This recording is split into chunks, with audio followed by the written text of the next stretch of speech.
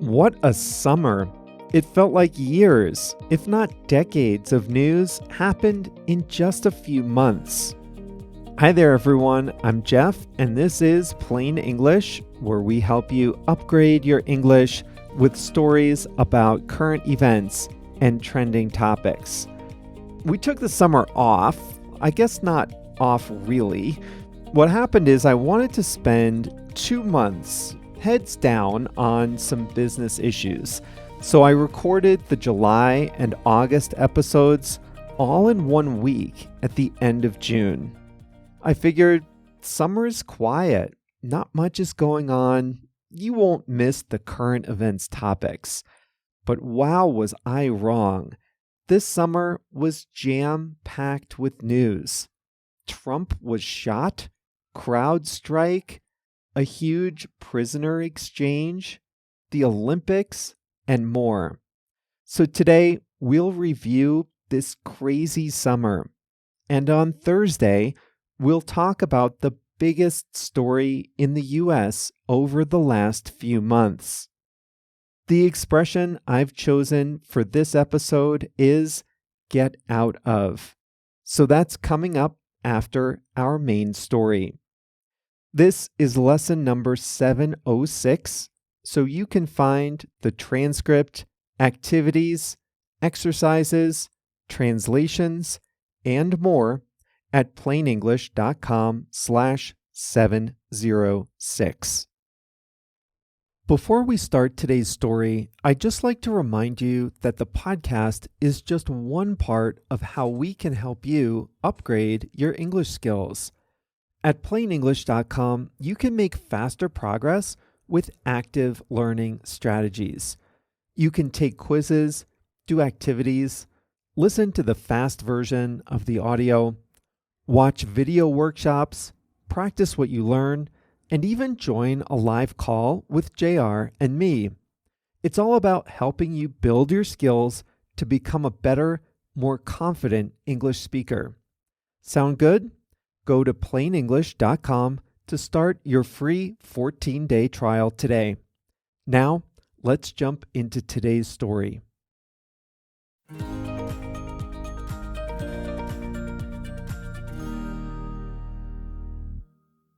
Many summers are quiet. People go on vacation. Business activity slows down. There isn't much political news. That's not how it went this year. June, July, and August 2024 were jam-packed with news. Here's a rundown of what happened in these 3 months. The biggest story of the summer in the US was incumbent President Joe Biden's withdrawal from the 2024 election campaign. Kamala Harris, the sitting vice president, has received the Democratic Party's nomination and will face former President Donald Trump in November. Mexico elected its first female president and first Jewish president, Claudia Sheinbaum, in June.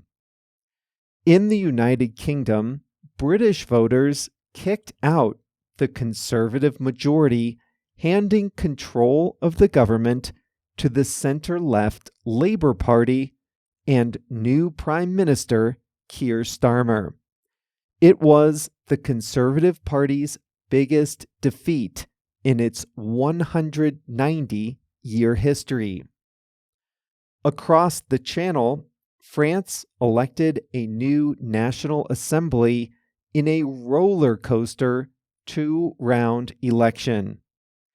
After the first round, the far-right National Rally Party, led by Marine Le Pen, appeared to be on the verge of winning a majority for the first time in history. But the centrist Ensemble and the leftist New Popular Front worked together to deny the far-right alliance its majority in the legislature. no party won a majority. Speaking of France, the water was dirty, the track was purple, and Les Bleus made French fans proud. At the Summer Olympics, the French national team took home 64 medals, including 16 golds and the silver medal in men's soccer. This was France's best Olympic performance ever in the modern era. They did swim in the River Seine. Paris Mayor Anne Hidalgo swam in the river before the games began, achieving a decades-old dream of Paris mayors to take a dip in the city's famous river. Some long-distance swimming events had to be postponed due to bacteria levels. Athletes confirmed the river was not crystal clear. The 4-hour opening ceremonies featured national teams floating down the river. It was the first time in the modern era that opening ceremonies were not held in a stadium.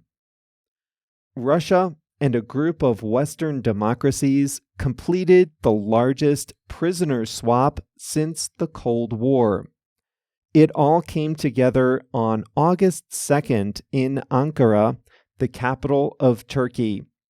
Russia and Belarus released 16 people, 3 to the US and 13 to Germany. These included activists, journalists, dissidents, and Western citizens. Paul Whelan is a former U.S. Marine and had been held in Russia for 6 years. He was the highest profile American held in Russia. Evan Gershkovich, an excellent reporter for the Wall Street Journal, was detained over a year ago after he was arrested on a reporting trip. They were both released in this swap. Germany secured the release of Russian opposition figures and dissidents who had been detained by the Putin regime. But this came at a high price. The US, Slovenia, Norway, Germany, and Poland released a total of 8 people to Russia. They included hackers, smugglers, and assassins.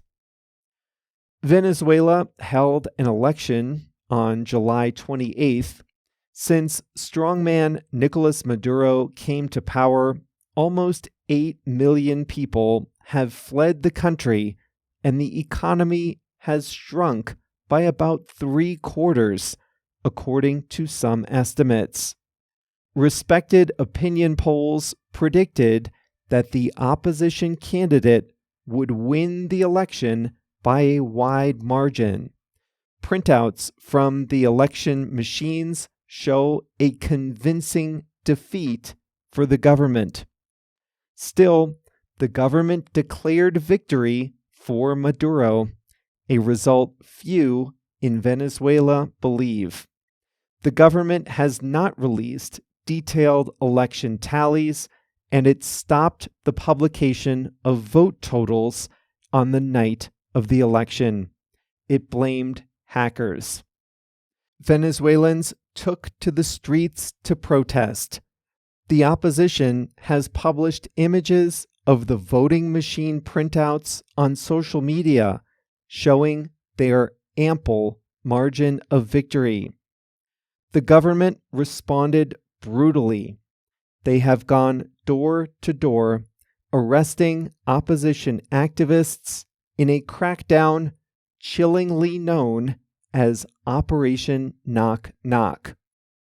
Access to the social network X was suspended, and the government has instructed citizens to delete WhatsApp from their phones. Former U.S. President and current presidential candidate Donald Trump survived an assassination attempt at an outdoor campaign rally in Pennsylvania. Trump was on stage giving an address when he turned his head to refer to a chart projected on the screen. Just as he did that, a bullet grazed his ear, drawing blood. The shooter was a teenager. He was on the roof of a nearby building. Snipers working for the Secret Service shot him seconds later. The Secret Service is the agency tasked with securing the president, former presidents, high-level officials, and presidential candidates. The director of the agency resigned in the aftermath of the shooting. It was called the world's biggest IT outage. On July 19th, cybersecurity firm CrowdStrike pushed out an update to its software on Windows computers. But the software contained a bug that caused users' computers to crash. The fix was simple, but it took some time to roll it out to all affected machines. The outage affected airlines, banks, hotels, hospitals, factories, broadcasters, retail stores, and more. It was estimated to cause $10 billion in damage. In Brazil, a commercial passenger plane crashed in a residential area of the state of Sao Paulo, killing 62 people. It was Brazil's worst plane crash in decades. 3 Taylor Swift concerts were canceled in Vienna. Investigators discovered that a 19-year-old follower of an Islamist terrorist organization had been collecting explosive materials to use in a car bomb outside the stadium. Willie Mays, one of baseball's greatest players, died on June 19th. He began his career in 1948 in the Negro Leagues, a separate league for black players, before moving to the New York Giants in the major leagues.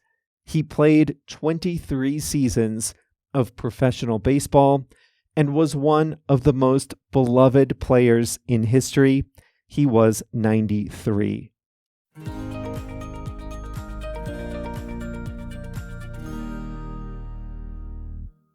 This summer was incredible. We'll talk about Biden's debate and eventual withdrawal from the race on Thursday. But literally all summer long, there was something huge in the news every single week. July 19th, I was on a domestic flight here in Mexico, and the airline's systems were all down. After a 3-hour wait in line, I got a paper boarding pass written in pen.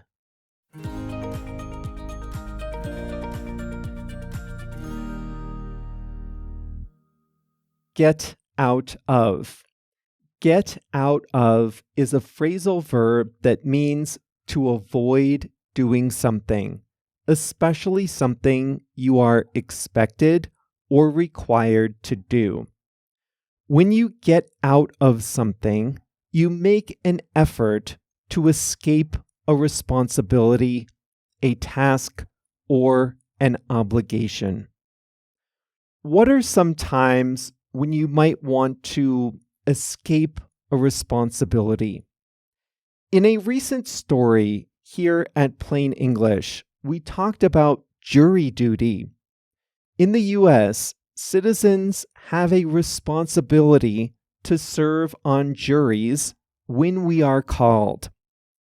But not every person who is called actually serves on a jury. Some people are called and they try to get out of it. They want to escape the responsibility. They don't want to sit on a jury. So they can tell the court they have a hardship, a disability, or some terrible prejudice or bias. They say something to get out of serving on a jury. If you want to get out of jury service, you might say that you have to care for a sick relative at home and you can't be away all day. The court might dismiss you. Don't have a good excuse? Don't worry. You can still get out of jury duty. You can say something like, any person who is arrested is obviously guilty. Now that's a great way to get out of jury duty. Why? Because if you say something like that, it means you can't be a fair or impartial juror. The defense attorneys won't let you sit on the jury if you think that any arrested person is automatically guilty. You don't have to lie. You can sometimes get out of jury duty by saying you have too much work, that you don't feel comfortable judging a case, things like that. You can tell the truth and still get out of serving. So that's getting out of jury duty. Let's take a look at a few other examples using get out of. What's your least favorite household chore? For some people, it's washing dishes. In your family, in your household, who washes dishes? Is it always the same person, or do you take turns? Here's an example with get out of. She always finds a way to get out of washing dishes after dinner. That means she always finds a way to avoid doing that thing. If it's your daughter, she might say that she can't wash dishes because she has to do homework, or she has plans with friends, or she helped cook, so she shouldn't have to clean up. Those are all excuses someone might use to get out of washing dishes after dinner. I would never say that. I actually like doing dishes after dinner. But here's what I want to get out of. I don't like helping someone else cook. I don't mind cooking myself, but I don't like it when someone else asks me to chop an onion. So I usually try to get out of helping in meal prep. I either make myself busy before the meal or I volunteer to clean up after. That's how I get out of helping people cook. Now, it has been a while since I've worked in a big company. But if you work at a big company, then you probably have a lot of responsibilities that you don't really like. You might have to take online trainings, go to boring meetings, fill out pointless forms, things like that. I was always a good corporate citizen. I tried to do my part, but sometimes I tried to get out of going to those all-day meetings.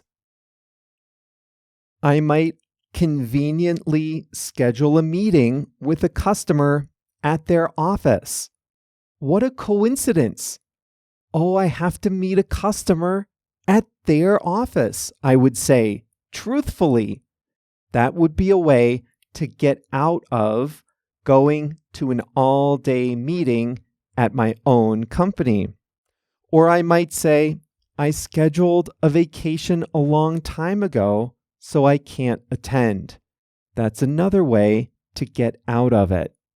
So you see, to get out of a responsibility is to avoid doing it, but it's not about acting very unethically or illegally. It's not about overtly breaking rules. It's about finding a way, basically within the rules, to avoid doing something. And that's all for us here at Plain English. It's good to be back in the routine. New episodes, new topics. I hope you enjoyed our summer episodes. I took the summer to work on some marketing, some business stuff, but I'm glad to be back to our current events. On Thursday, we'll talk about Joe Biden and what happened in that debate with Trump and how he came to withdraw from the upcoming election. This was high drama if you weren't following it. Books will be written about this. They will study and argue about this for decades. That's on Thursday. And then next week, we'll start with our first monthly theme. I mentioned in a special episode that we're going to have a theme about once a month. And we'll do a few episodes per month about that one theme. And this month is going to be fashion.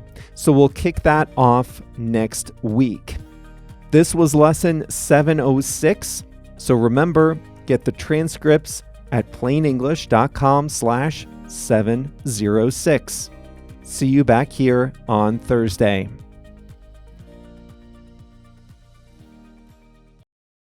Listen up if you speak Spanish, Portuguese, Chinese, German, French, Italian, Japanese, Polish, or Turkish. One of the most frustrating things about listening and reading in a second language is being confused by unfamiliar words or phrases. When you listen to Plain English, or when you read the transcript, you probably encounter some words you don't know. When that happens, you have a few options. You can stop the audio, go look up the definition, then return to the episode, find your place, and press play again, but that's exhausting. Or you can just skip it and be confused. That's no fun either. But what if you could see the translation of the word into your language instantly without having to stop the audio, without having to look anything up? Well, you can at plainenglish.com.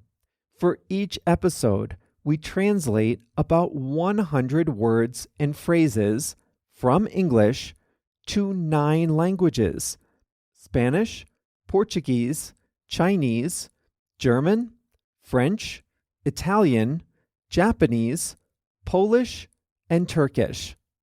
And we highlight those words in blue. All you have to do is hover your mouse over the highlighted word and you'll see the translation instantly. It works great on mobile too. It really makes listening a lot more satisfying, and it's a great way to expand your vocabulary in English. The best way to see these translations is to sign up for a free 14-day trial at plainenglish.com. During your trial, you can read as many transcripts as you like, all with the translations into your language. So sign up for your free trial today at plainenglish.com.